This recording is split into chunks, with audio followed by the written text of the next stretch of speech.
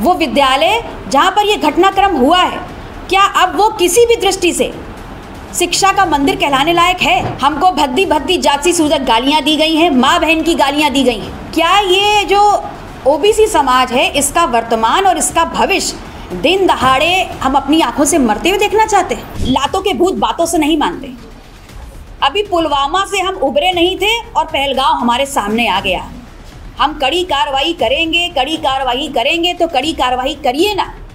देखिए, बनारस में जो घटनाक्रम हुआ है, वहाँ पर दिन दहाड़े एक 18 वर्षीय इंटरमीडिएट स्कूल के क्लास के एक बच्चे को उसी के विद्यालय के परिसर में उसी विद्यालय के संचालक लाइसेंसी बंदूक से, रिवॉल्वर से कनपट्टी पर गोली सटा करके उसको वहाँ पर मार देते हैं।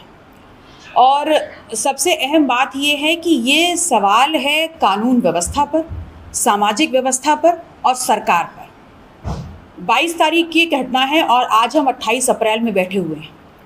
6 से 7 दिन का वक्त हो गया है और जो इस पूरे प्रकरण में दिन दहाड़े विद्यालय परिसर में हुई एक बच्चे की जो हत्या होती है, उसमें जो सबसे बड़ा अपराधी है, जिसके कैंपस में कांड हुआ है, उसको अभी तक पुलिस छू भी नहीं पाई है।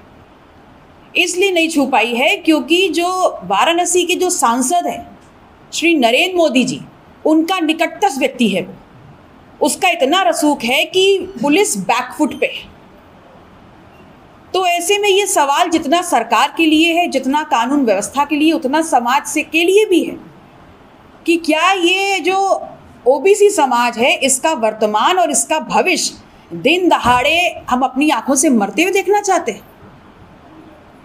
जिस स्कूल में हम अपने बच्चे को पढ़ने के लिए भेजते हैं, वो घर की सीमा के बाहर का हमारा दूसरा घर होता है। अभिभावक निश्चिंत होते हैं। तो सवाल ये उठता है कि उस कैंपस के अंदर एक शस्त्र आया कैसे? किसने परमिट किया? क्या वो लाइसेंसी शस्त्र था? और अगर था तो क्या उसको जब्त कर लिया गया है? किसके नाम पर है? ये तमाम सवाल हैं जिसके नाम पर चर्चा होनी चाहिए और जिस पे सवालिया निशान खड़े करते हुए, विवेचना करते हुए, जो इसमें मुख्य जो आरोपी है और जो इस पूरे घटनाक्रम के जो सूत्रधार हैं, उन सभी को अब तक जेल में होना चाहिए था। जो सरेआम खुले घूम रहे हैं, वो विद्यालय जहाँ पर ये घटनाक्रम हुआ है, क्या अब वो किसी भी दृष्टि से शिक्षा का मंदिर कहलाने लायक है? अगर ये कहीं और घटित होता और अगर सांसद का निकटस्थ होने की वजह से संरक्षण प्राप्त नहीं होता, तो अब तक वो बिल्डिंग धराशायी कर दी गई होती। लेकिन वो खुला घूम रहा है, उस पर कोई कार्रवाई नहीं हुई है। ये सवाल है हमारा। मैम, पुलिस का कहना है कि आपने उनके साथ मिसबिहेव किया, कि आप लोगों ने मिसबिहेव किया उनके साथ। देखिए, साफ साफ बोलिए ना, साफ साफ बोलिए ना। गाली दी गई है, हमको भद्दी भद्दी जाति सूचक गालियां दी गई हैं, माँ बहन की गालियां दी गई हैं। मैंने दिन रात की मेहनत करने के बाद ये डिग्री डॉक्टरेट की हासिल की है। और जब समाज के लिए न्याय मांगने के लिए हम उतरते हैं वहाँ पर, तो तपती धूप में एक जनप्रतिनिधि को 3 घंटा खड़ा रखा जाता है। और उसके बाद वहाँ पर जब हमने जवाब मांगा है तो हमको जाति सूचक गालियाँ दी गई हैं, माँ बहन की गालियाँ दी गई हैं। ये मेरा स्तर नहीं है। और आपके माध्यम से जो उत्तर प्रदेश के सूबे का सबसे बड़ा पुलिस का अधिकारी है, डीजीपी, मैं वो तमाम गालियाँ आपके माध्यम से उनको वापस करती हूँ। और इसलिए वापस कर रही हूँ क्योंकि दिन दहाड़े एक ओबीसी समाज के लड़के को मार दिया जाता है और उसका गुनहगार अभी भी खुला घूम रहा है। उसको पकड़ने की हैसियत उनकी नहीं है, लेकिन अपनी छाती पर कम से कम इन गालियों का तमगा लगा करके वो अपने आप को गौरवान्वित महसूस कर सकते हैं। किस तरीके का एक्शन आप चाहते हैं, क्या होना चाहिए? देखिए, एक्शन हम क्या, संपूर्ण बनारस अपने बनारस के सांसद से चाहता है कि इस वक्त आप राजनीति मत करिए। इस वक्त महत्वपूर्ण बिंदु ये है कि वो व्यक्ति जो है, जिसको संरक्षण आप दे रहे हैं, उसको सबसे पहले जेल के अंदर होना चाहिए। तमाम बिंदुओं पर कार्रवाई होनी चाहिए। वो विद्यालय को निस्तो नाबूद कर देना चाहिए। वो सीज क्यों नहीं हुआ, इसका जवाब हमको चाहिए।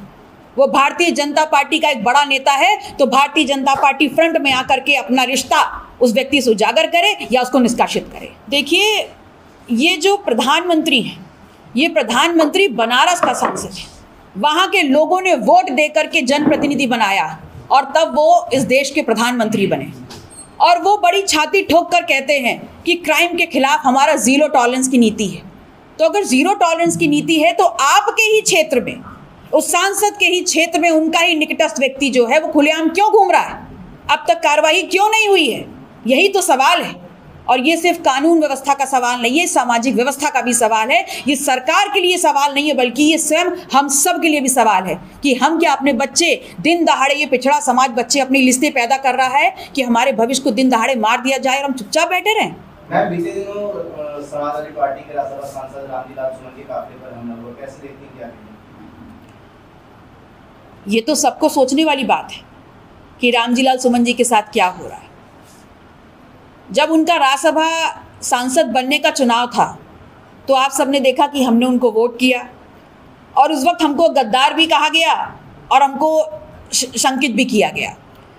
उसके बाद उनको सरेआम चुनौती दी जाती है, उनको धमकियां दी जाती हैं। उस वक्त भी इसी राजधानी की सड़कों पर हमने उनके साथ खड़े होकर के उनके लिए, उनके पक्ष में बड़ा विरोध प्रदर्शन किया था। हाँ, और उसके बाद सुमन साहब ने हमको फ़ोन भी किया, उन्होंने धन्यवाद भी कहा और ये भी कहा कि कम से कम आप तो हमारे साथ हैं। और तब मैंने उनसे कहा था कि धन्यवाद देने जैसी कोई बात नहीं है, ऐसे किसी भी शोषण के खिलाफ लड़ने के लिए मैं प्रतिबद्ध हूँ। और आज भी जो उनके साथ हुआ है, मैं पुनः आपके सामने दोहरा रही हूँ कि मैं उनके साथ पूरी मजबूती से खड़ी हूँ। हमारा संगठन उनके साथ पूरी मजबूती से खड़ा हुआ है। पहलगाम हमले को लेकर लोक गायिका नेहा सिंह राठौर के ऊपर FIR हुई है, देशद्रोह का मुकदमा लगा है, कैसे देखते हैं? लोकतांत्रिक व्यवस्था है ये देश, यहाँ पर अपनी बात कहने की अधिकार है। तो क्या गलत कहा है नेहा सिंह राठौर ने? देखिए, पहलगांव में जो घटना हुई है वो राजनीति से परे है, बहुत ही दुखद है, हृदय विदारक है। लेकिन इसके साथ साथ मैं ये ज़रूर कह सकती हूँ कि इस देश का 135 करोड़ जो लोग हैं, उनके साथ साथ मैं भी सरकार के साथ समर्थन में हूँ और सरकार के पूरे सहयोग में हूँ और उनको अधिकार देती हूँ कि जिसने भी ये आतंकवादी घटना हमारे देश में की है, उस पाकिस्तान के खिलाफ आप पूरी मुस्तैदी से एक्शंस लीजिए। हम सब आपके साथ खड़े हैं। लेकिन भारतीय जनता पार्टी जो हिंदू धर्म और हिंदुत्व की बात कर रही है, वो इस बात को भी समझ ले कि हिंदू धर्म के जो सबसे बड़े गुरु हैं, जो शंकराचार्य हैं, वो ये भी कह रहे हैं कि अगर भारतीय जनता पार्टी की सरकार पाकिस्तान के खिलाफ वास्तविक युद्ध का ऐलान नहीं करती है तो इस बात को भी मान लेना चाहिए कि भारतीय जनता पार्टी के लोग भी इस पूरे घटनाक्रम में शामिल हैं।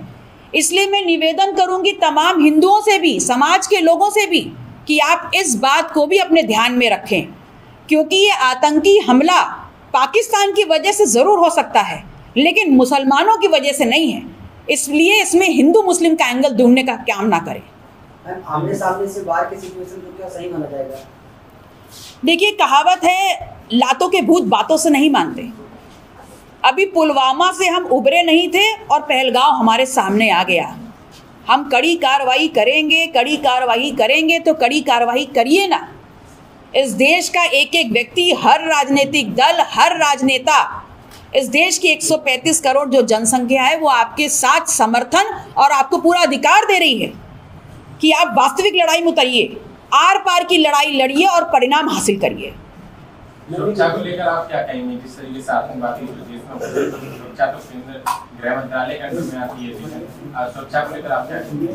देखिए, निस्संदेह ये भारतीय जो प्रशासनिक सीमा है उसके अंदर नागरिकों के ऊपर हमला हुआ है और अगर इस देश का नागरिक अपनी सीमा में अपने आप को सुरक्षित महसूस नहीं कर रहा है तो ये एक बहुत बड़ी इस देश के लोगों की सुरक्षा में चूक है। मुझे याद है जब 26/11 का अटैक हुआ था, उस वक्त तत्कालीन गृह मंत्री शिवराज पाटिल जी ने नैतिक जिम्मेदारी लेते हुए अपने पद से इस्तीफा दिया था, लेकिन अभी तक हमारे देश का गृह मंत्री जनता के सामने किसी संबोधन के लिए नहीं आया है।